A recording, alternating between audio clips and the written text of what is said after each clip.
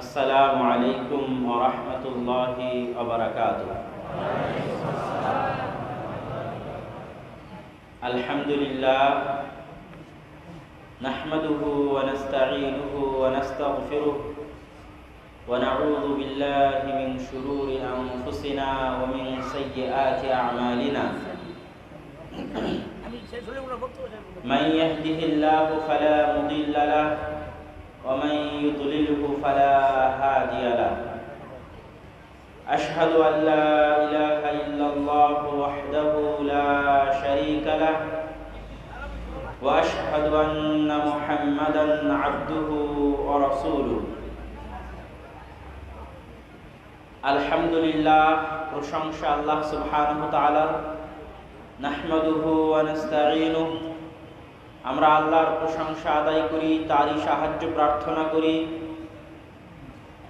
এবং আল্লাহ সুবহানাহু ওয়া তাআলার নিকটে ক্ষমা প্রার্থনা করি। ওয়া নাউযু বিল্লাহি মিন শুরুরি আনফুসিনা ওয়া মিন সাইয়্যাতি আ'মালিনা, আমাদের অন্যায় পাপ গুনাহের কাজের অনিষ্ট থেকে আল্লাহ সুবহানাহু ওয়া তাআলার নিকটে পরিত্রাণ চাই।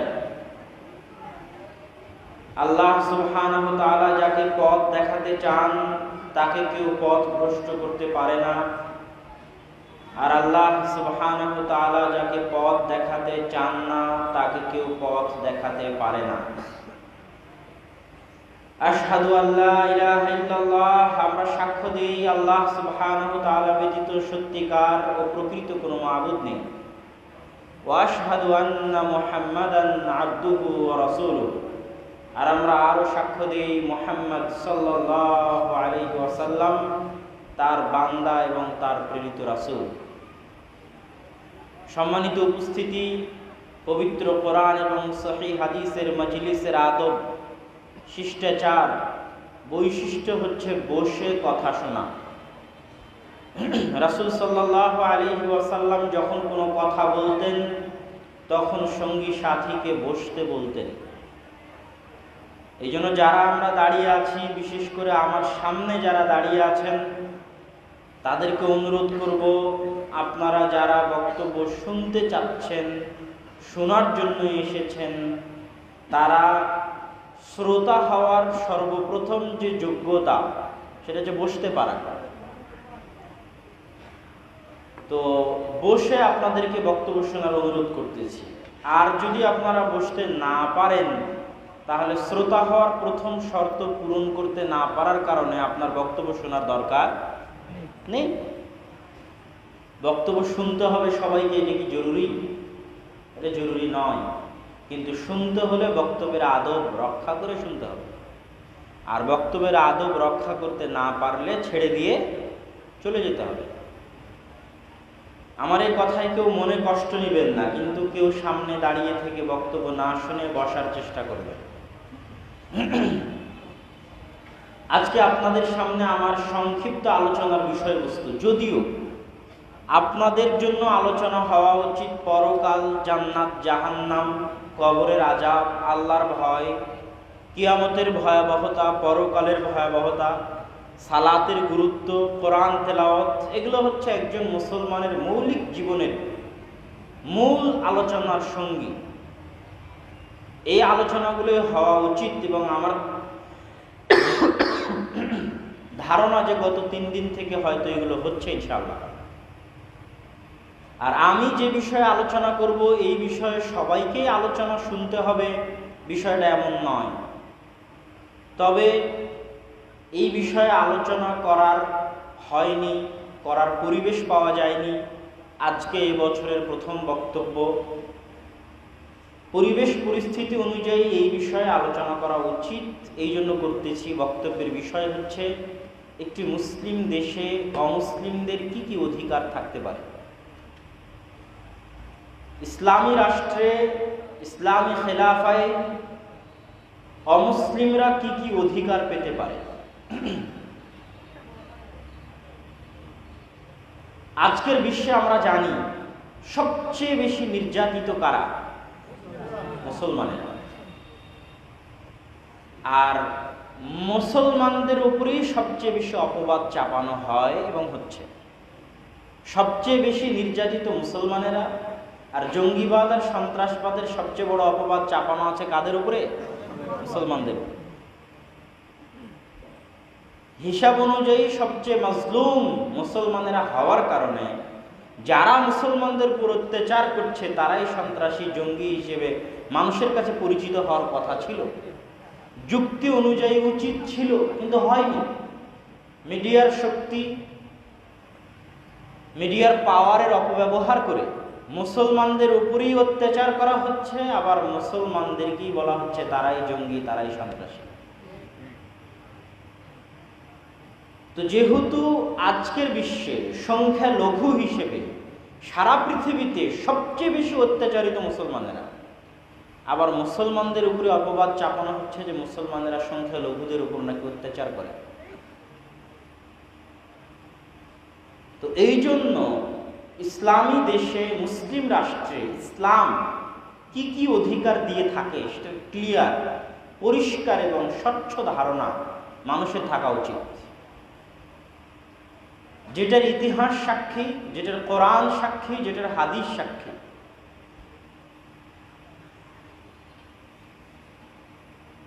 মানুষকে সবচেয়ে বেশি মর্যাদা, সবচেয়ে বেশি সম্মান মানুষ হিসেবে ইসলামের বিরুদ্ধে যে স্লোগানটা পরিচালনা করা হয় যে মানব ধর্ম বড় ধর্ম, মানুষের ধর্ম বড় ধর্ম, আপনাকে ধর্ম নিরপেক্ষ হতে হবে, অথচ পৃথিবীর ইতিহাস সাক্ষী যে মানুষ হিসেবে একজন মানুষকে ইসলাম যতটা সম্মান দিয়েছে, যতটা মর্যাদা দিয়েছে, পৃথিবীতে আর কোনো তন্ত্র মন্ত্র, আর কোনো বিধান, আর কোনো মতবাদ একজন মানুষকে মানুষ হিসেবে অতটা সম্মান দিতে পারেনি।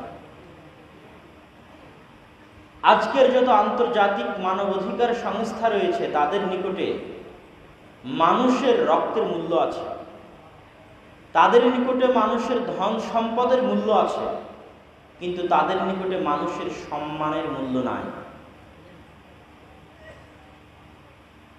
তাদের নিকটে মানুষের সম্মান হানি করতে পারা হচ্ছে অধিকার চর্চা, বাক স্বাধীনতার চর্চার অপর নাম। যেই বাক স্বাধীনতা দিয়ে তারা কি করে? মানুষের সম্মান হানি করে, মানুষের সম্মান নষ্ট করে। অথচ ইসলাম একজন মানুষকে সম্মান দিতে দিতে দিতে দিতে দিতে দিতে মানুষের রক্ত, জানের নিরাপত্তা তো দিয়েছে, মানুষের ধন সম্পদের নিরাপত্তা তো দিয়েছে, পৃথিবীর একমাত্র ধর্ম, একমাত্র বিধান যে মানুষের সম্মানের নিরাপত্তা দিয়েছে, মানুষের ইজ্জতের নিরাপত্তা দিয়েছে। কেউ কারো বিরুদ্ধে গীবত করতে পারবে না, বাক স্বাধীনতার নামে পেপার পত্রিকায় একজন আরেকজনের বিরুদ্ধে লিখতে পারবে না, কেউ কারো বিরুদ্ধে অপবাদ দিতে পারবে না, অপবাদ দিলে তার কঠিন থেকে কঠিন শাস্তি আছে। তাহলে একজন মানুষকে মানুষ হিসেবে সম্মানের একটা ছোট্ট উদাহরণ দিলাম। কেন ইসলাম কোন লিঙ্কের ভিত্তিতে, কোন জিনিসটার উপর ভিত্তি করে একজন মানুষকে এত সম্মান দিতে চাচ্ছে, কিসের উপর ভিত্তি করে? এই থিওরিটাও ইসলামের যত শক্তিশালী, যারা নাস্তিক, যারা ডারউইনের থিওরিতে বিশ্বাস করে, তাদের নিকটে এটা অত মজবুত নয়। তারা মানুষকে অপমান করতে করতে করতে করতে মানুষকে বানরের পর্যায়ে নিয়ে চলে গেছে, যে মানুষের উৎপত্তি কি থেকে? বানর থেকে। এটা কি মানুষের জন্য সম্মানের না অপমানের? অপমানের। তাহলে ইসলাম একজন মানুষকে মুসলমান হিসেবে নয়, মানুষ হিসেবে সম্মান দেওয়ার জন্য সবচেয়ে বড় যে ভিত্তি স্থাপন করেছে সেটা হচ্ছে সাদা হোক কালো হোক, হিন্দু হোক বৌদ্ধ হোক, খ্রিস্টান হোক ইহুদি হোক, বাংলাদেশি হোক পাকিস্তানি হোক, সৈয়দ হোক পাঠান হোক, আমেরিকান হোক রাশিয়ান হোক, ইসরায়েলি হোক, যেই হোক, ব্রাহ্মণ্যবাদী হোক আর সাম্রাজ্যবাদী হোক আর জায়নিস্ট হোক, সকলেই আবনা ও আদম আলাইহিস সালাতু ওয়াস সালামের সন্তান। আদম আলাইহিস সালাতু ওয়াস সালামের সন্তান হিসেবে আদম আলাইহিস সালাতু ওয়াস সালামের সাথে সম্পৃক্ত করার মাধ্যমে আদম আলাইহিস সালাতু ওয়াস সালামের বংশের সাথে, তার নাসলের সাথে মানুষকে, সারা পৃথিবীর সকল মানুষকে আদম আলাইহিস সালাতু ওয়াস সালামের সাথে সম্পৃক্ত করার মাধ্যমে ইসলাম পৃথিবীর প্রত্যেকটা মানুষকে সর্বোচ্চ সম্মান দিয়েছে। কেন? আদম আলাইহিস সালাতু ওয়াস সালামের সৃষ্টিটাই পবিত্র কোরআন এবং হাদিসে এত সম্মানের সাথে বর্ণনা হয়েছে, এত মর্যাদার সাথে বর্ণনা হয়েছে, এত স্পষ্ট, এত সম্মান, এত মর্যাদা দিয়ে বর্ণনা হয়েছে যে কোনো হিন্দুও গর্ব করতে পারে যে সে আদমের সন্তান। কিন্তু হিন্দু ধর্মের এমন কোনো ইতিহাস নাই যে ইতিহাস দিয়ে সে একজন মানুষ হিসেবে নিজেকে গর্ববোধ করতে পারে বা আর একজন মানুষকে গর্ব দিতে পারে, নাই। যারা ডারউইনের থিওরিতে বিশ্বাসী তাদের কাছে মানুষের এমন কোনো ইতিহাস নাই যে ইতিহাস দিয়ে তারা মানুষকে সম্মান দিতে পারে, নিজেকে সম্মান দিতে পারে, অন্য মানুষকে সম্মান দিতে পারে। কিন্তু ইসলামের কাছে এত সম্মানের ইতিহাস আছে যে একজন হিন্দুও যদি এই ইতিহাস পড়ে সে গর্ববোধ করতে পারে যে সে কার সন্তান? আদমের সন্তান। আল্লাহ সুবহানাহু ওয়া তাআলা পবিত্র কোরআন মাজিদে বলছেন, ওয়ালাকাদ কাররামনা বানি আদম, আমি আদমের সন্তানকে উচ্চ মর্যাদা মণ্ডিত করেছি, অতি সম্মানিত করেছি। কিভাবে? ওয়াফাদ্দালনাহুম, আদমের সন্তানকে মর্যাদা দিয়েছি, সম্মান দিয়েছি, মিম্মান খালাকনা, আমরা তথা আমি আল্লাহ যা কিছু সৃষ্টি করেছি সকল সৃষ্টি জীবের উপরে কাকে সম্মান দিয়েছি? আদম এবং আদমের সন্তানদেরকে। আল্লাহু আকবার। এর চেয়ে বড় সম্মান একজন ইহুদির জন্য কি হতে পারে? এর চেয়ে বড় সম্মান একজন হিন্দুর জন্য কি হতে পারে? যে আল্লাহ সুবহানাহু ওয়া তাআলা কোরআনে বলছেন যে আল্লাহ আসমান এবং জমিন এবং তার অভ্যন্তরে যা কিছু আছে, যত সৃষ্টি জীব আল্লাহ সৃষ্টি করেছেন তার মধ্যে সবচেয়ে সম্মান আল্লাহ দিয়েছেন আদমের সন্তানকে। আর এই সম্মানের প্রমাণস্বরূপ আল্লাহ ফেরেশতাদের দিয়ে আদম আলাইহিস সালাতু ওয়াস সালামকে সিজদা করিয়ে নিয়েছেন, যে ইতিহাস, যে ঘটনা সারা কোরআনে বর্ণিত হয়েছে। ওয়াইদ কুলনা লিল মালাইকাতি ইসজুদু লিআদম, আর যখন আমি আল্লাহ ফেরেশতাদেরকে বললাম, এই ফেরেশতা তোমরা আদমকে সিজদা করো, এটা আদমের সম্মান। সারা পৃথিবীর সকল সৃষ্টি জীবের উপর আদমের সম্মান। আল্লাহ সুবহানাহু ওয়া তাআলা আদমের সম্মান আর কি দিয়ে নিশ্চিত করেছেন? সাখখারনা লাহুম, আদম সন্তানের অধীনস্থ করে দিয়েছেন, চাকর বানিয়ে দিয়েছেন, গোলাম বানিয়ে দিয়েছেন, খাদেম বানিয়ে দিয়েছেন। মা বাইনাস সামাওয়াতি ওয়াল আরজ, আসমান জমিন এবং তার মাঝে যা কিছু আছে সকল কিছুকে আল্লাহ আদম সন্তানের খাদেম বানিয়ে দিয়েছেন। এই জমিন ফল ফলাদি উৎপন্ন করে কার জন্য? আদম সন্তানের জন্য। এই গাছপালা তৈরি হয়েছে কার জন্য? আদম সন্তানের জন্য। এই আসমান বৃষ্টি বর্ষণ করে কার জন্য? আদম সন্তানের জন্য। যত চতুষ্পদ জন্তু আছে সব চতুষ্পদ জীবজন্তু জানোয়ার সৃষ্টি করা হয়েছে কার খেদমতের জন্য? আদমের খেদমতের জন্য। এই জন্য যানবাহনে চড়লে কি দোয়া পড়তে হয়? সুবহানাল্লাযী সাখখারা লানা হাযা, ওই আল্লাহর, ওই সত্তার পবিত্রতা বর্ণনা করছি, যেই সত্তা এই বাহনকে, একটা উট 100 জন মানুষকেও পরাজিত করতে পারে, একটা হাতি 500 জন মানুষকেও পরাজিত করতে পারে। অত শক্তিশালী হাতিকে আল্লাহ মানুষের অধীনস্থ করে দিয়েছেন, অত শক্তিশালী উটকে আল্লাহ মানুষের অধীনস্থ করে দিয়েছেন মানুষের খেদমত করার জন্য, মানুষের সেবা করার জন্য। এটা হচ্ছে আদম সন্তানের সম্মান। আল্লাহ সুবহানাহু ওয়া তাআলা পবিত্র কোরআনে বর্ণনা করছেন। তাহলে যেই লিঙ্গের মাধ্যমে, যেই জিনিসের উপর ভিত্তি করে আল্লাহ পৃথিবীর মানুষকে সম্মান দিয়েছেন, হিন্দু হোক, বৌদ্ধ হোক, ইহুদি হোক, খ্রিস্টান হোক, ওর চাইতে উন্নত মানের সম্মান, ওর চাইতে ভালো সম্মান, ওর চাইতে শ্রেষ্ঠ সম্মান পৃথিবীর আর কেউ দিতে পারবে না। সম্মানিত উপস্থিতি, আল্লাহ সুবহানাহু ওয়া তাআলার রাসূলও মানুষকে মানুষ হিসেবে সর্বোচ্চ পর্যায়ে সম্মান দিয়েছেন। কেননা তিনিও প্রেরিত হয়েছিলেন রাহমাতুল লিল আলামিন। শুধু মুসলমানদের নবী মুহাম্মদ সাল্লাল্লাহু আলাইহি ওয়াসাল্লাম কি শুধু মুসলমানদের নবী, শুধু আরবের নবী, শুধু কোরাইশ বংশের নবী, মক্কাবাসীর নবী, শুধু যতদিন জীবিত ছিলেন ততদিনের জন্য নবী? না, কিয়ামত পর্যন্ত যত মানুষ আসবে সকল মানুষের জন্য নবী। এবং পবিত্র কোরআন কিয়ামত পর্যন্ত যত মানুষ আসবে সকল মানুষের জন্য। এই জন্য কোরআনে দেখবেন আল্লাহ সুবহানাহু ওয়া তাআলা ইয়া আইয়ুহাল্লাযীনা আমানু যেমন বলেছেন ইয়া আইয়ুহান নাস, হে মানুষ। এর মানে হিন্দু উদ্দেশ্য। আল্লাহ হিন্দুকে বলছেন, আল্লাহ বৌদ্ধকে বলছেন, আল্লাহ খ্রিস্টানকে বলছেন, আল্লাহ চামারকে বলছেন, আল্লাহ মেথরকে বলছেন, প্রত্যেক আদম সন্তানকে আল্লাহ বলছেন ইয়া আইয়ুহান নাস, হে মানব জাতি। তথা পুরো কোরআন সারা পৃথিবীর সকল মানুষের জন্য। মুহাম্মদ সাল্লাল্লাহু আলাইহি ওয়াসাল্লাম নিজেও সারা পৃথিবীর সকল মানুষের জন্য। এই জন্য তিনিও মানুষের সর্বোচ্চ সম্মান নিশ্চিত করেছেন।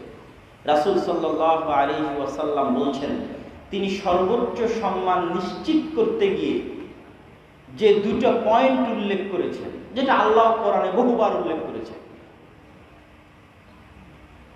ইয়া আইয়ুহান নাসু উবুদু রাব্বাকুমুল্লাযী খালাকাকুম। এই যে একটা ছোট্ট লিংক, এই লিংক রাসূল সাল্লাল্লাহু আলাইহি ওয়াসাল্লাম কাজে লাগিয়েছে। হে মানব জাতি, উবুদু, ইবাদত করো, রাব্বাকুম, ওই প্রতিপালকের, আল্লাযী খালাকাকুম, যিনি তোমাদেরকে সৃষ্টি করেছেন। এখানে আল্লাহ সারা পৃথিবীর সব মানুষকে সমান করে দিয়েছেন যে হে সারা পৃথিবীর সকল মানুষ, তোমরা ওই প্রতিপালকের ইবাদত করো যিনি তোমাদের সৃষ্টি করেছেন তথা তোমাদের সকলের প্রতিপালক কে?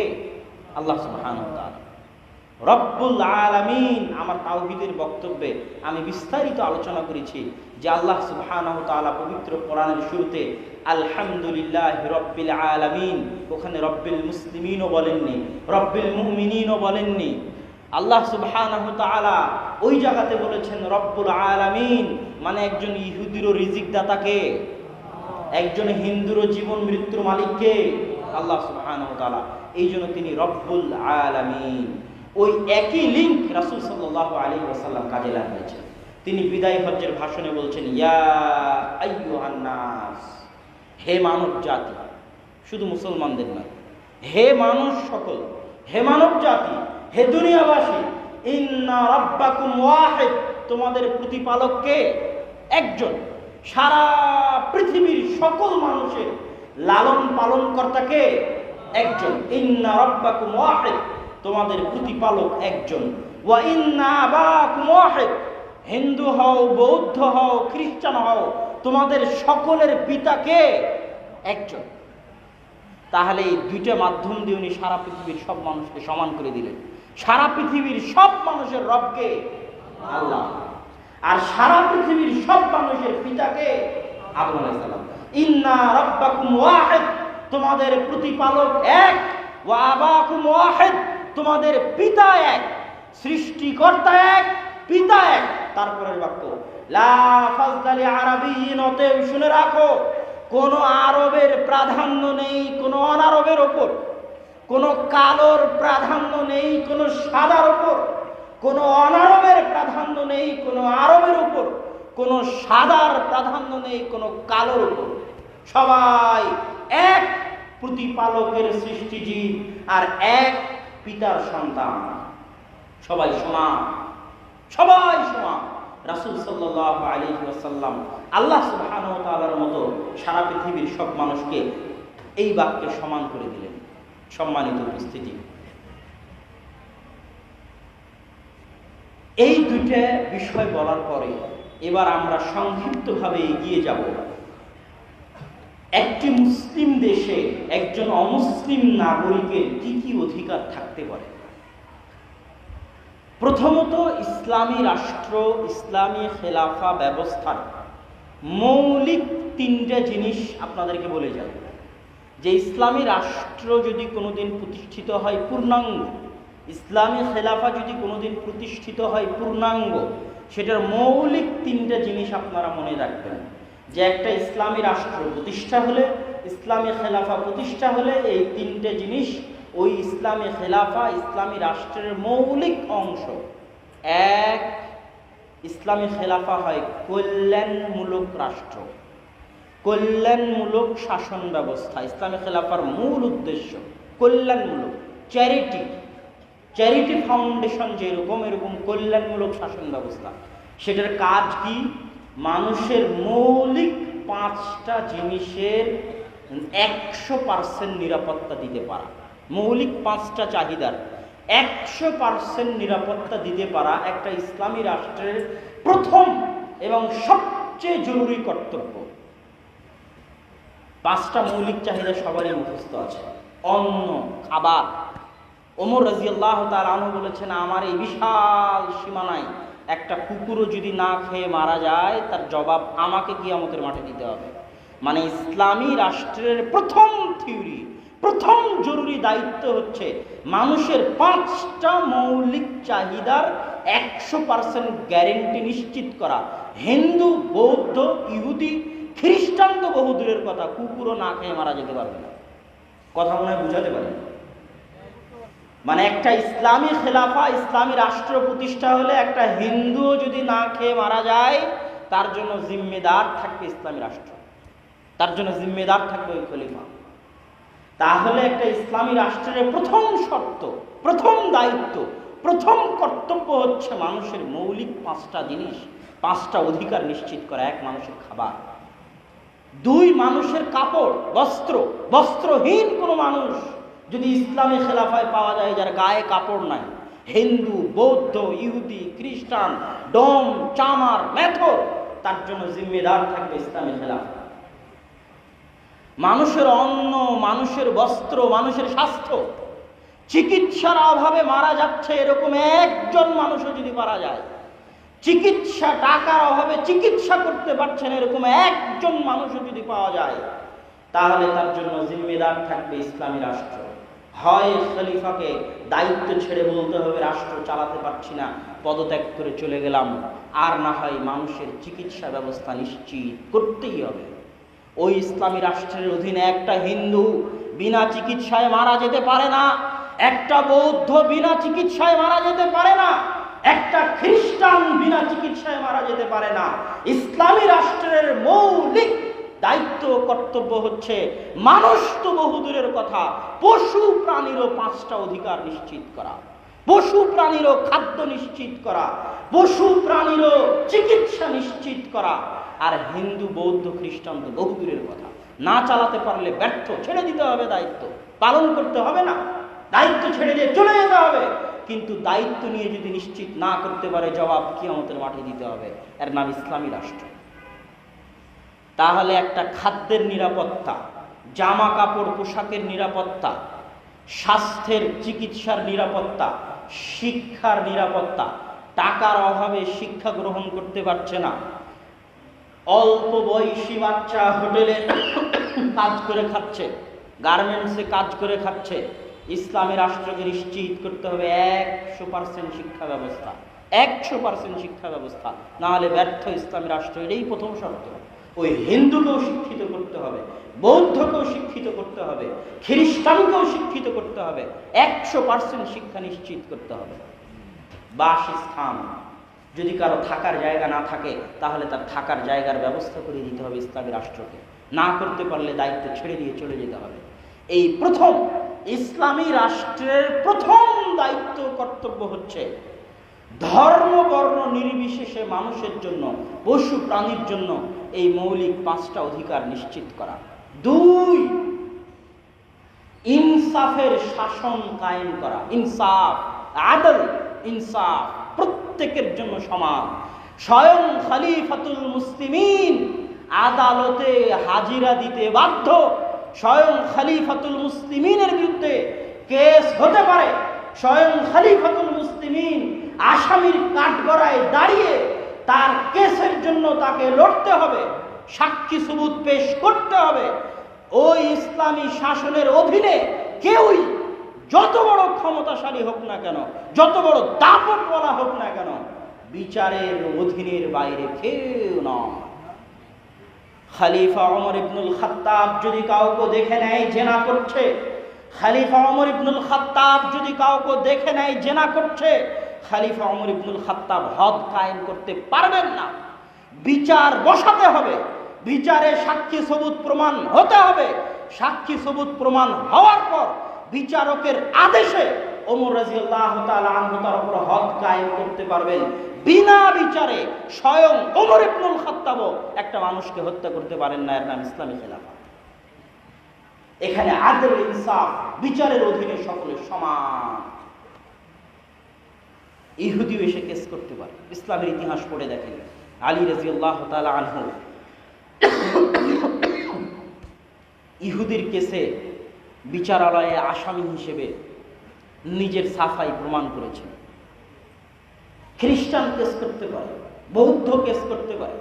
বিচারের অধীন থেকে সকলে সমান, কেউ এই বিচারের বাইরে যেতে পারবে না। এটা হচ্ছে দ্বিতীয় শর্ত। ৩, প্রত্যেকটা মানুষের মূল্যায়ন নিশ্চিত করতে হবে তার যোগ্যতা দিয়ে, তার মেধা দিয়ে, তার ন্যায়পরায়ণতা দিয়ে। কোনো মানুষের সরিষা সমপরিমাণ যোগ্যতা তার বংশের কারণে, তার রক্তের কারণে, তার টাকার কারণে, তার ঘুষের কারণে কোনো প্রকার কোটা পদ্ধতি গ্রহণযোগ্য নয়। সকলে সমান। কে কোন বংশ থেকে এসেছে, কে কার ছেলে, কে কোথাকার কোন দায়িত্বশীল, কোনো কিছু ধর্তব্য নয়।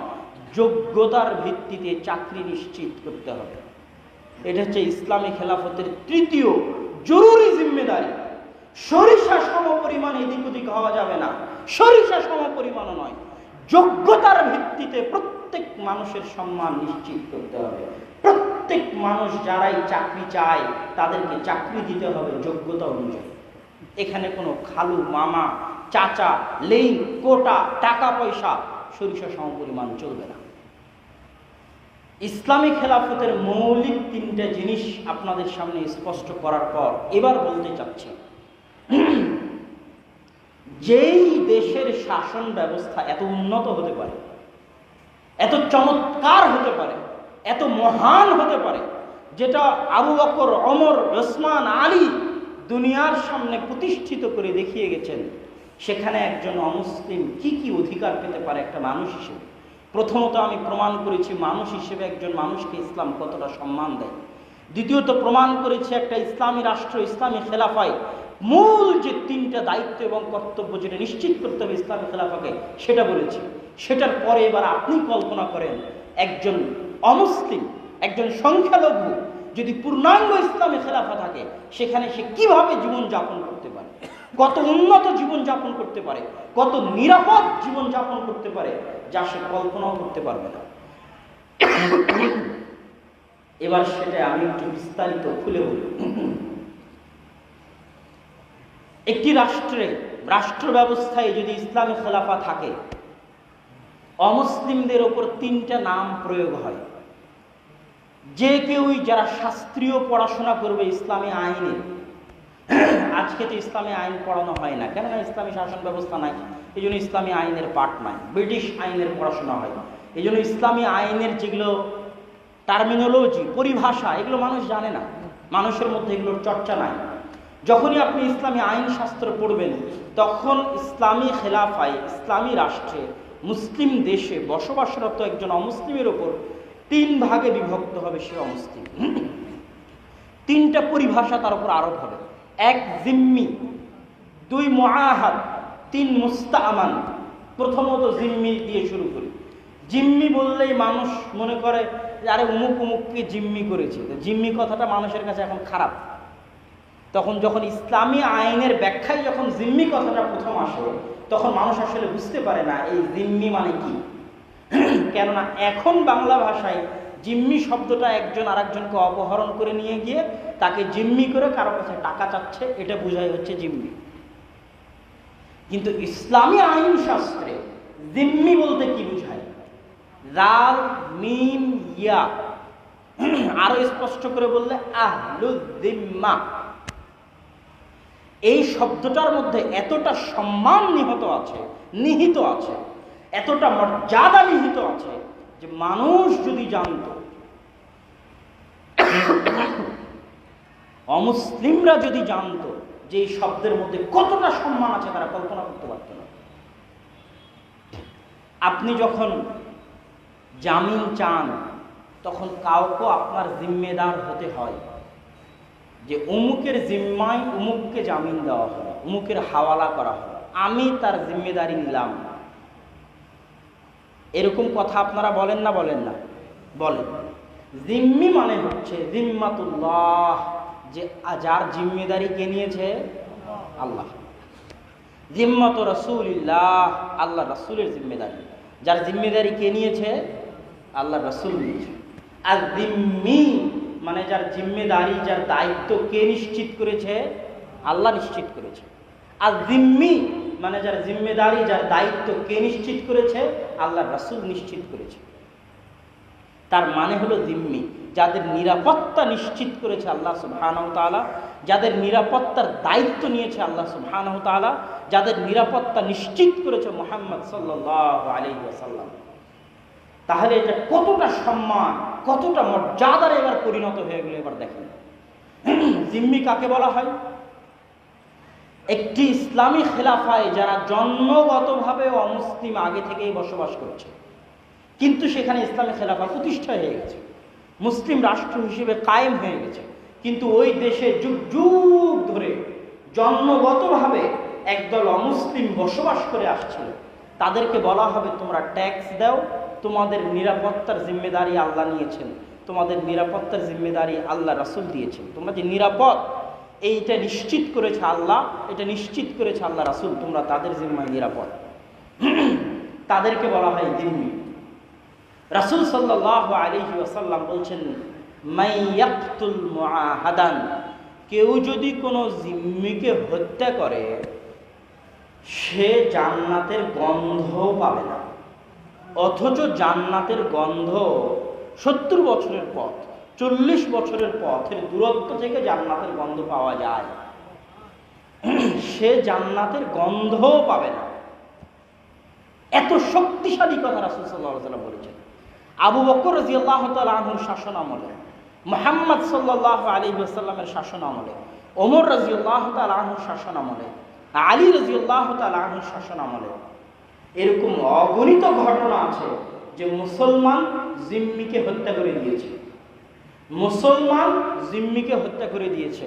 ইসলামী আইনে ওই মুসলমানের উপর কিসাস বাস্তবায়ন করা হয়েছে, ওই মুসলমানকে হত্যা করা হয়েছে, কেননা তার নিরাপত্তা দিয়েছেন রাসূল সাল্লাল্লাহু আলাইহি ওয়াসাল্লাম। রাসূল সাল্লাল্লাহু আলাইহি ওয়াসাল্লামের এই নিরাপত্তার ভাষা আপনাদের সামনে আমি একটু নকল করব। রাসূল সাল্লাল্লাহু আলাইহি ওয়াসাল্লাম বলছেন, জিম্মাতুল মুসলিমিনা তাতাকাফাউ ওয়াহিদাতান, মুসলমানরা যে যার দায়িত্ব নিয়েছে তাদের সকলের দায়িত্ব নেওয়াটা সমান। ইয়াসআ বিহা আদনাহুম, তাদের প্রত্যেকের এই দায়িত্ব নেওয়াটা সমান। এই হাদিসের ব্যাখ্যা আমি করে দিচ্ছি। ফামান আখারা মুসলিমান, কেউ যদি কোনো মুসলমানের দায়িত্বকে অপমানিত করে, তার উপর আল্লাহর অভিশাপ, তার উপর ফেরেশতাদের অভিশাপ, তার উপর সারা পৃথিবীর সকল মানুষের অভিশাপ, তার পক্ষ থেকে আল্লাহ কোনো নফল ইবাদত কবুল করবেন না, তার পক্ষ থেকে আল্লাহ কোনো ফরজ ইবাদত কবুল করবেন না। কত কঠিন কথা হয়ে গেল। এই হাদিসের ব্যাখ্যা এবার আপনাকে শোনান। মক্কা বিজয়ের দিন উম্মে হানি রাসূল সাল্লাল্লাহু আলাইহি ওয়াসাল্লামকে বলছে, হে আল্লাহ রাসূল, আমি উমুক কাফেরকে আমার বাড়িতে আশ্রয় দিয়েছি, উমুক কাফেরকে আমার বাড়িতে আশ্রয় দিয়েছি। উম্মে হানি আল্লাহ রাসূলকে বলছে।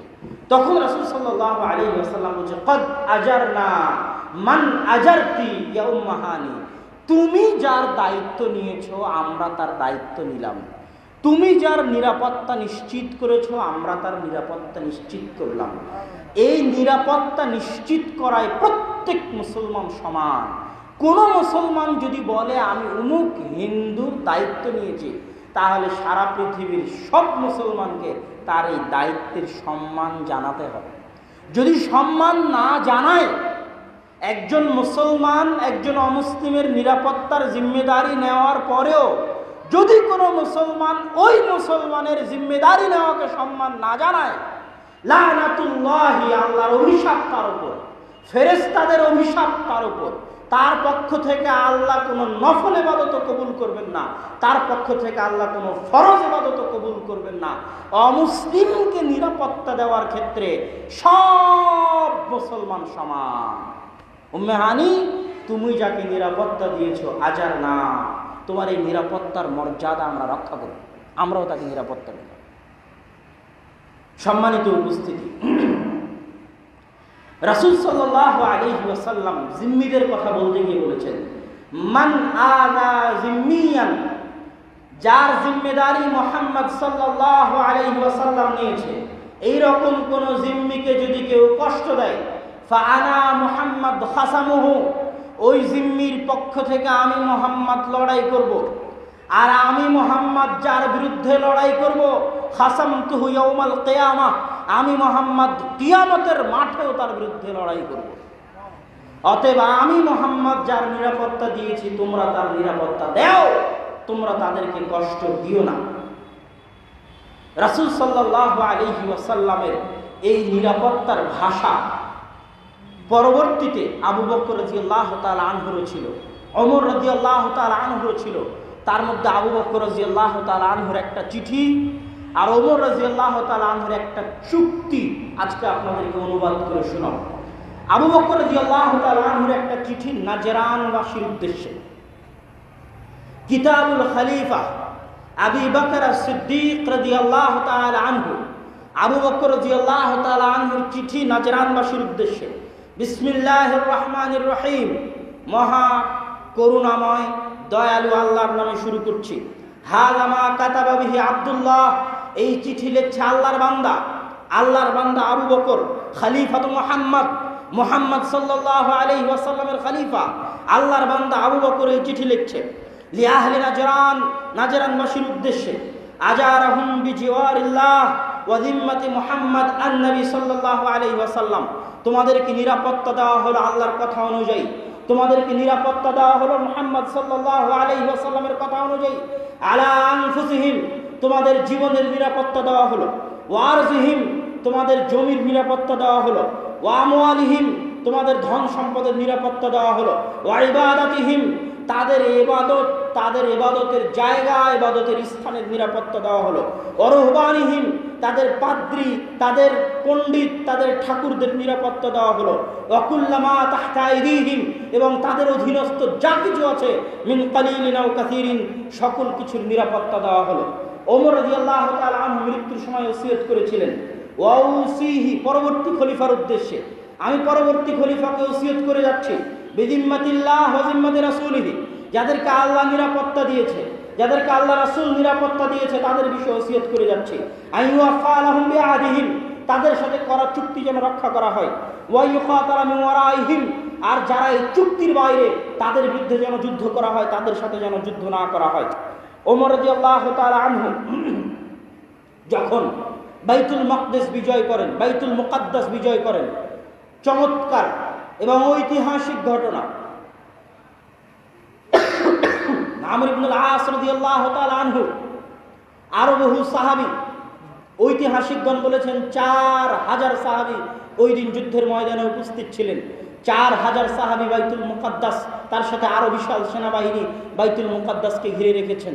বাইতুল মুকাদ্দাসের প্রধান পাদ্রী বলছে, খলিফাতুল মুসলিমিন যদি আসে, তাহলে খলিফাতুল মুসলিমিনের হাতে এই চাবি হস্তান্তর করা হবে। খলিফাতুল মুসলিমিনকে চিঠি লেখা হলো, খলিফাতুল মুসলিমিন আপনি আসলে বাইতুল মুকাদ্দাসের চাবি আপনার হাতে তারা হস্তান্তর করবে। খলিফাতুল মুসলিমিন একজন সফর সঙ্গী নিয়ে যাত্রা শুরু করলেন। খলিফাতুল মুসলিমিন যখন নিকটে পৌঁছে গেছেন বাইতুল মুকাদ্দাসের, তখন যারা সাহাবী ছিল, যারা দায়িত্বশীল ছিল, যারা সেনাপতি ছিল, তারা তাদের মধ্যে কানাকানি গুঞ্জন শুরু হয়ে গেল যে মুসলমানদের নেতা এত নিম্ন পোশাকে, এত দুর্বল অবস্থায়, এত ধুলোমলিন অবস্থায় আজকে উপস্থিত হয়েছে, মানুষ আমাদেরকে কি মনে করবে। খ্রিস্টানেরা আমাদেরকে কি মনে করবে? তারা আমাদেরকে দুর্বল মনে করবে। আমাদের নেতা যদি এরকম হয়, তারা আমাদের বিষয়ে কি ধারণা রাখতে পারে? কানে কানে গিয়ে ওমর রাদিয়াল্লাহু তাআলা আনহুর কানে এগুলো বলা হচ্ছে। ওমর রাদিয়াল্লাহু তাআলা আনহু বললেন, শোনো, আমরা সেই জাতি যারা পৃথিবীতে সবচেয়ে অপমানিত ছিলাম। শোনো, আমরা সেই জাতি যাদের সরিষা সমপরিমাণ সম্মান ছিল। আযযানাল্লাহ বিল ইসলাম, আজকে অর্থ পৃথিবীর শাসন ক্ষমতা আমি ওমর আমার পায়ের নিচে আল্লাহ দিয়ে দিয়েছেন বিল ইসলাম, ইসলামের কারণে, কোরআনের কারণে। আজকে আমার যে সম্মান, আমার যে মর্যাদা, এটা এই পোশাক নির্ধারণ করতে পারে না। ইসলাম এবং কোরআন আমার সম্মান দিয়েছে, তোমাদের সম্মান দিয়েছে। অতএব এই পোশাক, এই আশা, দুনিয়াবি চাকচিক্য, বাহ্যিক আচার আচরণ, এগুলো দেখে তোমরা মূল্যায়ন করিও না। আজকে আমি ওমর, আমার মতো অপমানিত মানুষকে, আমার মতো মূল্যহীন মানুষকে আল্লাহ সম্মান দিয়েছেন ইসলামের কারণে, কোরআনের কারণে। খলিফাতুল মুসলিমিনের বেশভূষা, আচার আচরণ দেখে তাদের পাদ্রী বলল, হ্যাঁ, ইনি সেই ব্যক্তি যার কথা আমাদের বাইবেলে লেখা আছে, যিনি বাইতুল মুকাদ্দাস বিজয় করবেন, ইনি সেই ব্যক্তি। অতএব তার সাথে আমরা চুক্তিতে যেতে চাই। সেই চুক্তি এখনো ফিলিস্তিনের কিয়ামাহ গির্জায়, কানিসাতুল কিয়ামা, অনেক পুরাতন গির্জা, খ্রিস্টানেরা মনে করে সেখানেই মারিয়াম আলাইহিস সালাতু ওয়াস সালাম, ঈসা আলাইহিস সালাতু ওয়াস সালামের জন্মস্থান বা তার ইবাদত স্থান, এই বলে তারা সম্মান করে। ওই চুক্তি এখনো সেখানে আছে। ওমর রাদিয়াল্লাহু তাআলা আনহু সেই চুক্তির ভাষা আমি আপনাদেরকে পড়ে শোনাচ্ছি। হাযা মা আতা আব্দুল্লাহ, এই চুক্তি যেটা প্রদান করছে আব্দুল্লাহ, আল্লাহর বান্দা, আমিরুল মুমিনিন, মুমিনদের আমির ওমর ইবনুল খাত্তাব, আহলা ইলিয়া, বাইতুল মুকাদ্দাস বাসীকে আল আমান, নিরাপত্তা, আতাহুম আমানান লিআনফুসিহিম, তাদের জীবনের নিরাপত্তা দিচ্ছে আল্লাহর বান্দা খলিফাতুল মুসলিমিন, আমিরুল মুমিনিন ওমর ইবনুল খাত্তাব। ওয়া আমওয়ালিহিম, তাদের মাল ধন সম্পদের নিরাপত্তা দিচ্ছে। ওয়া কানাইসিহিম, তাদের ইবাদতগাহ, তাদের গির্জার নিরাপত্তা দিচ্ছে। ওয়া সুলবানিহিম, তাদের যে ক্রুশ আছে, ক্রুসেড আছে, যে রশি তারা বুকে ঝোলায়, সেটার নিরাপত্তা দিচ্ছে। ওয়াসাইরা, এবং তাদের যা কিছু আছে তাদের অধীনস্থ সব কিছুর নিরাপত্তা দিচ্ছে। তাদের গির্জাকে ভেঙে ফেলা হবে না, ওয়ালা তুহদাম, ধ্বংস করা হবে না, ওয়ালা ইনতাকাসু মিনহা, ক্ষতিগ্রস্ত করা হবে না, ওয়ালা শাইউম মিন আমওয়ালিহিম, তাদের ধন সম্পদের ক্ষতি করা হবে না, ওয়ালা ইকরাহুনা আলা দীনিহিম, তাদের কাউকে ইসলাম গ্রহণ করতে বাধ্য করা হবে না, ওয়ালা ইদাররা আহাদুম মিনহুম, তাদের কাউকে সরিষা সমপরিমাণ কোনো ক্ষতি গ্রহণ করা হবে না, ওয়ালা ইউসকানু বিলিয়া মাআহুম আহাদুম মিনাল ইয়াহুদ, আর তাদের সাথে কোনো ইহুদি এই বাইতুল মুকাদ্দাসে বসবাস করতে পারবে না। ব্যতিক্রম বাক্য। এই বাক্য ওমর রাদিয়াল্লাহু তাআলা যোগ করেননি, পাদ্রীরা ওমর রাদিয়াল্লাহু তাআলাকে বাধ্য করেছে যোগ করতে, যে আপনি এই শর্ত লেখেন, তাহলে আমরা শর্ত মানব। কি শর্ত? এখানে কোনো ইহুদি বাস করতে পারবে না। আল্লাহু আকবার। ওই চুক্তি এখনো কিয়ামা গির্জায় আছে, যে পাদ্রীরা ওমর রাদিয়াল্লাহু তাআলা আনহুর কাছ থেকে চুক্তি করে নিয়েছে যে বাইতুল মুকাদ্দাসে কোনো ইহুদি বসবাস করতে পারবে না। খ্রিস্টানদের করা চুক্তি ওমর রাদিয়াল্লাহু তাআলা আনহুর সাথে। এই চুক্তির মূল্যায়ন যখন যে ফিলিস্তিনের দায়িত্বশীল হয়েছে, সালাহুদ্দিন আইয়ুবী হোক, যেই হোক, সালাহুদ্দিন আইয়ুবী যখন ফিলিস্তিন দখল করে, তখন মুসলমানদের হৃদয় অনেক কষ্টে জর্জরিত, অনেক দুঃখে জর্জরিত। কেন? এর আগে মুসলমানেরা যখন বাইতুল মুকাদ্দাস হারিয়ে ফেলে, তখন ৭০,০০০ মুসলমানকে কচু কাটা করে, জবাই করে গোটা বাইতুল মুকাদ্দাসের অলিতে গলিতে তাদের রক্ত প্রবাহিত করা হয়েছে। সেই কষ্ট, সেই দুঃখ নিয়ে সালাহুদ্দিন আইয়ুবী বাইতুল মুকাদ্দাস বিজয় করেছে। কিন্তু এই চুক্তির সম্মান রক্ষা করতে গিয়ে, ওমর রাদিয়াল্লাহু তাআলা আনহুর করা চুক্তির সম্মান রক্ষা করতে গিয়ে একটা খ্রিস্টানের গায়ে তিনি টাচ করেন, আঘাত করেন। একজন খ্রিস্টানের গায়ে তিনি টাচ করেননি, আঘাত করেননি। একটা গির্জায় তিনি টাচ করেননি, আঘাত করেননি। চুক্তি ওমর রাদিয়াল্লাহু তাআলা আনহু, জিম্মা ওমর রাদিয়াল্লাহু তাআলা আনহু। অথচ তারা মুসলমানদের উপর তার আগের ৫০-১০০ বছরে জুলুমের স্টিম রোলার চালিয়েছে। এটাই হচ্ছে শাশ্বত, উন্নত, আত্মমর্যাদা বোধ সম্পূর্ণ, ব্যক্তিত্ব সম্পূর্ণ ধর্ম, দিন, জ্ঞানীদের ধর্ম, সম্মানীদের ধর্ম। দিন হচ্ছে ইসলাম।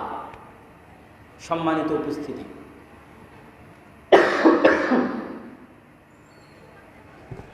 এক নম্বর আলোচনায় ছিলাম জিম্মি। দ্বিতীয় স্তর হচ্ছে তারা যাদেরকে বলা হচ্ছে মুস্তাআমান। মুস্তাআমান মানে এই দেশের অধিবাসী নয়, ইসলামী রাষ্ট্রের অধিবাসী নয়, ইসলামী খেলাফার অধিবাসী নয়, কিন্তু ভিসার আবেদন করে নিরাপত্তা নিয়ে ইসলামী রাষ্ট্রের ভিসা পেয়ে ইসলামী রাষ্ট্রে এসেছে, তার রক্ত হারাম, তার ইবাদতের জন্য সে স্বাধীন, তার জানমাল নিরাপদ, তার রক্ত নিরাপদ। 3, মুআহাদ, ওই দেশের নাগরিক যেই দেশের সাথে ইসলামী খেলাফত চুক্তি করেছে। যেমন হুদাইবিয়ার সন্ধিতে রাসূল সাল্লাল্লাহু আলাইহি ওয়াসাল্লাম কাফেরদের সাথে চুক্তি করেছেন, দারুল কুফরের সাথে চুক্তি করেছেন, ওই চুক্তি রাসূল সাল্লাল্লাহু আলাইহি ওয়াসাল্লাম আদায় করেছেন। এইরকম যে কোনো চুক্তিবদ্ধ কাফের রাষ্ট্র, যে কোনো চুক্তিবদ্ধ অমুসলিম রাষ্ট্রের সকল অমুসলিম ইসলামের দৃষ্টিতে নিরাপদ। তাদের জানমাল, তাদের ধন সম্পদ, তাদের ইবাদত হচ্ছে মুসলমানদের নিকটে নিরাপদ। সম্মানিত উপস্থিতি, একটা আয়াত দিয়ে আজকের বক্তব্যের দ্বিতীয় অংশ, এটা আজকের বক্তব্যের প্রথম অংশ ছিল, একটা আয়াত দিয়ে আজকের বক্তব্যের দ্বিতীয় অংশের দিকে যাব। সে আয়াত কি? আল্লাহ সুবহানাহু ওয়া তাআলা বলেছেন, ওয়ালা তাসুব্বুল্লাযীনা ইয়াদউনা মিন দুনিল্লাহ ফায়াসুব্বুল্লাহ আদুওয়াম বিগাইরি ইলম। যারা আল্লাহ ব্যতীত অন্য কারো ইবাদত করে, তাদের মূর্তিকে, তাদের দেবদেবীকে তোমরা গালি দিও না। আল্লাহর আদেশ, সূরা আনআম 108। যারা আল্লাহ ব্যতীত অন্য কোনো দেবদেবী মূর্তির ইবাদত করে, তাদের দেবদেবীকে তোমরা কি দিও না? গালি দিও না। কি হবে? তোমরা যদি গালি দাও, ফায়াসুব্বুল্লাহ, তারাও রাগ বশত, ক্রোধ বশত কাকে গালি দিবে? আল্লাহকে। এর চেয়ে বড় কথা, মুসলমানদের শিক্ষার জন্য, মুসলমানদের জ্ঞানের জন্য, মুসলমানদের ব্যক্তিত্বের জন্য, মুসলমানদের ভারাত্বের জন্য, মুসলমানদের আত্মমর্যাদার জন্য আর কিছু হতে পারে না। মুসলমানদেরকে আল্লাহ সুবহানাহু ওয়া তাআলা 2 নাম্বার রাস্তায় সম্মান দিবেন না। আমরা অত্যাচারিত, এ কথা ঠিক, আমরা অনিরাপদ, এ কথা ঠিক, কিন্তু আমরা 2 নাম্বার রাস্তা অবলম্বন করে সম্মান পাবো না। আমরা যদি সম্মান পাই, 1 নাম্বার রাস্তা অবলম্বন করেই আমাদেরকে সম্মান পেতে হবে, সেটা কোরআন এবং হাদিসের দেখানো পথ। সম্মানিত উপস্থিতি, এবার আলোচনার দ্বিতীয় অংশে যায়।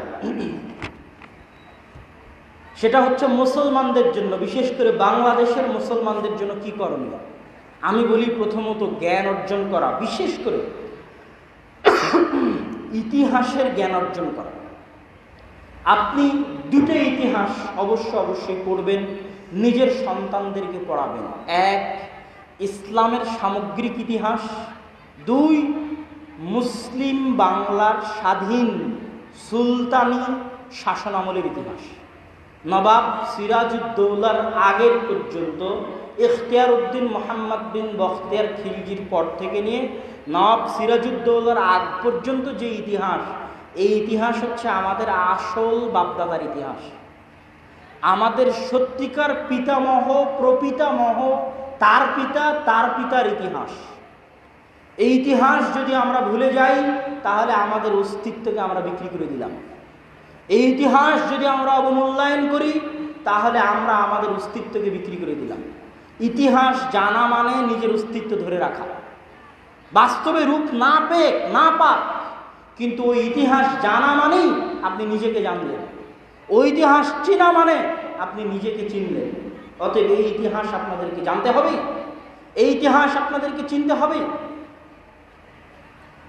ইখতিয়ার উদ্দিন মোহাম্মদ বিন বখতিয়ার খিলজি যখন 1204 খ্রিস্টাব্দে গৌড় বিজয় করেন, নদিয়া গৌড় বিজয় করার পর তিনি লখনৌতি বা গৌড়তে রাজধানী স্থাপন করেন, যেটা পরবর্তীতে 500-600 বছর যাবৎ স্বাধীন সুলতানি শাসন আমলের রাজধানী ছিল। ওই আমলেই চাঁপাইনবাবগঞ্জের অগণিত মসজিদ, অসংখ্য অগণিত মাদ্রাসা এবং মসজিদ পুরাতন আদিকালের পাবেন। আর গুগল ম্যাপে সার্চ দিলে ওই সোনা মসজিদ থেকে নিয়ে মালদা রেল স্টেশন পর্যন্ত যে রাস্তাটা, ওই রাস্তাটার নাম দেখবেন লেখা আছে গৌড় রোড, এখনো আছে। নাসির উদ্দিন, নুসরত শাহ, ইলিয়াস শাহ, তাদের মতো বড় বড় রাজা বাদশারা এই দেশ শাসন করেছে। এরা হচ্ছে মুসলমানদের আসল ইতিহাস। এই ইতিহাস পড়তে গিয়ে আপনার সন্তানকে আর একটা ইতিহাস পড়তে হবে, সেটা হচ্ছে গণেশের উত্থান এবং গণেশের পতন এবং পুনরায় বাদশাহ জালালউদ্দিন বা যদুর উত্থান। এই ইতিহাসও বাংলাদেশের প্রত্যেক মুসলমানকে পড়তে হবে। এর মধ্যে বাংলাদেশের প্রত্যেক মুসলমানের অস্তিত্ব নিহিত রয়েছে, বাংলাদেশের প্রত্যেক মুসলমানের স্বাধীনতা নিহিত রয়েছে এই ইতিহাসের মধ্যে। যে রাজা গণেশের কিভাবে উত্থান হলো, ইখতিয়ার উদ্দিন মোহাম্মদ বিন বখতিয়ার খিলজি স্বাধীন বাংলা জয় করার পরেও রাজা গণেশের কিভাবে উত্থান হলো, আবার তার পতন ঘটিয়ে জালালউদ্দিন কিভাবে ক্ষমতা দখল করলেন। আর একটা ইতিহাস আপনাদেরকে জানতে হবে। এই স্বাধীন সুলতানি শাসন আমল চলতে থাকে মোগলদের আগ পর্যন্ত। মোগলরা সর্বপ্রথম এই বাংলাকে একটা প্রদেশ বানিয়ে দিল্লির অধীনস্থ করে। সুবে বাংলা, সুবা মানে হচ্ছে প্রদেশ, সুবে বাংলার সুবেদার, সুবেদার মানে সুবে বাংলার যিনি দায়িত্বশীল। তার আগ পর্যন্ত এই বাংলা ছিল স্বাধীন সুলতানি শাসন আমল। শেরশাহ সুরির আমলে সোনারগাঁ থেকে স্বাধীন সুলতানি শাসন আমল চলত। 12 ভূঁইয়া তারাও মূলত দিল্লির শাসন আমল মানবে না, এই জন্য 12 ভূঁইয়ারা বিদ্রোহ করেছিল। যাদের নামের শেষে ভূঁইয়া আছে তারা ওই 12 ভূঁইয়ার পরবর্তী বংশধর, যারা দিল্লির মুসলমানদের শাসন মানবে না বলে সারা বাংলাদেশে বিদ্রোহ করেছিল। তাদেরও কেন্দ্র ছিল সোনারগাঁ। একটা কেন্দ্র সোনারগাঁ, আর একটা কেন্দ্র গৌড়, যেটা সোনা মসজিদ থেকে শুরু হয়ে মালদা স্টেশন পর্যন্ত।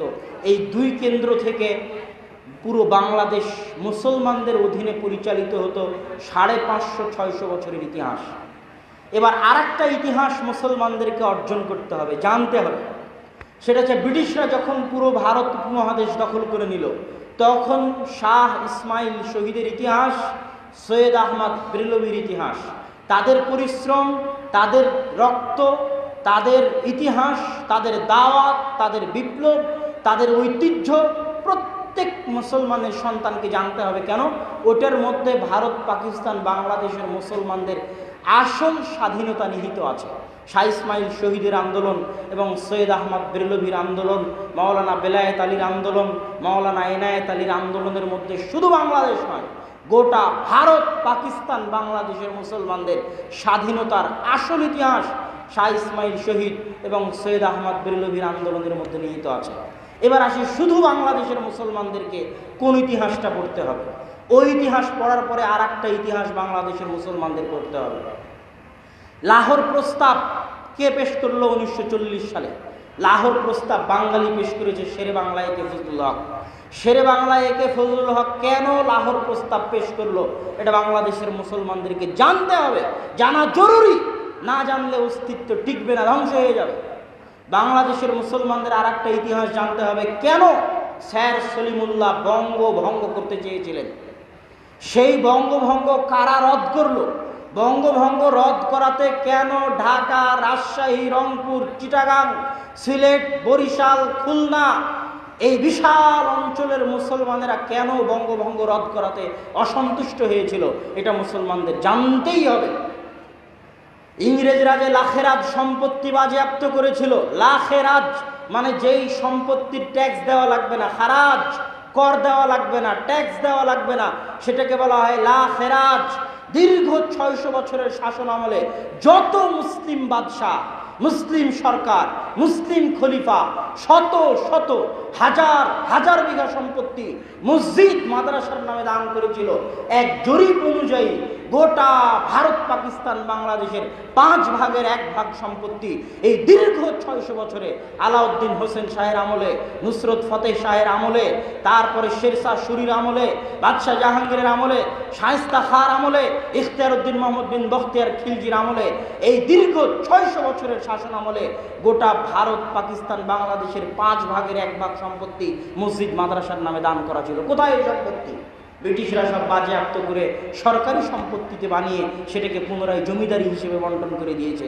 এই জন্য এখন যত মসজিদ মাদ্রাসা আছে সব 60 বছর আগের, 100 বছর আগের, 150 বছর আগের দান করা। তো মুসলমানেরা কি এই দেশে 150 বছর থেকে বাস করে? মুসলমানেরা এই দেশে 800 বছর থেকে বাস করে।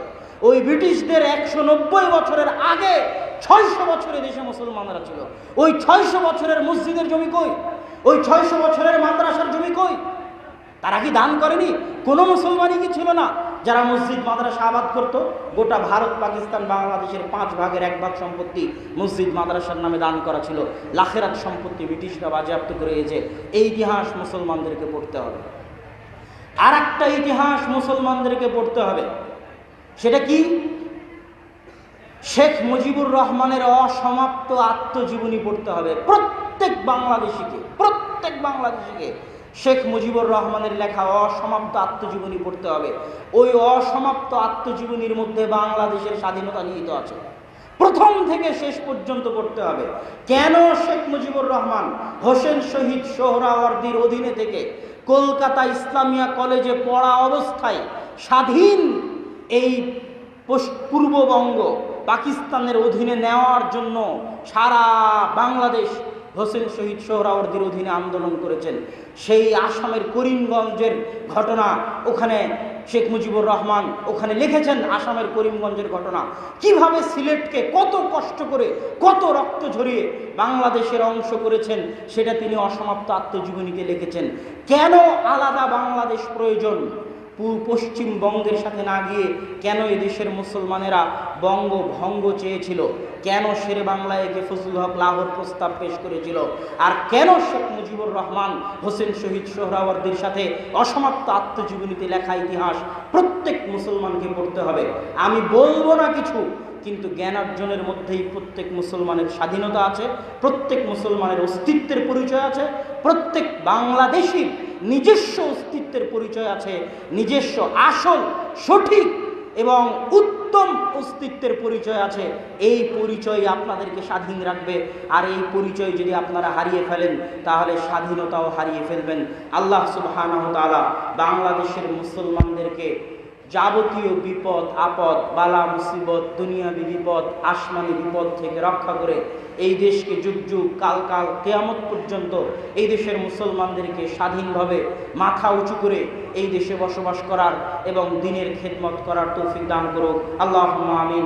বক্তব্যের শেষে এসে আপনাদের নিকটে অনুরোধ, আল জামিয়া সালাফিয়া শাইখ আব্দুর রাজ্জাক বিন ইউসুফ মাসিক আল ইতিসাম সালাফি কনফারেন্স, এই 3টে জিনিস ভুলবেন না। মাসিক আল ইতিসাম ভুলবেন না, সালাফি কনফারেন্স ভুলবেন না, জামিয়া সালাফিয়া ভুলবেন না। সালাফি কনফারেন্স 23-24 ডিসেম্বর, 13-14 জানুয়ারি রাজশাহী এবং ঢাকা। আর মাসিক আল ইতিসাম না নিয়ে যাবেন না, গাড়িতে মাসিক আল ইতিসাম পাবেন। আর বই পুস্তকের মধ্যে রাসূল সাল্লাল্লাহু আলাইহি ওয়াসাল্লামের সালাত, রিজিক, এই বইগুলো নিয়ে যাওয়ার চেষ্টা করবেন। আল্লাহ সুবহানাহু ওয়া তাআলা আপনাদেরকে ভালো রাখুন, সুস্থ রাখুন, নেক হায়াত দান করুন। ওয়া আখিরু দাওয়ানা আলহামদুলিল্লাহি রাব্বিল আলামিন। আসসালামু আলাইকুম ওয়া রাহমাতুল্লাহি ওয়া বারাকাতুহু।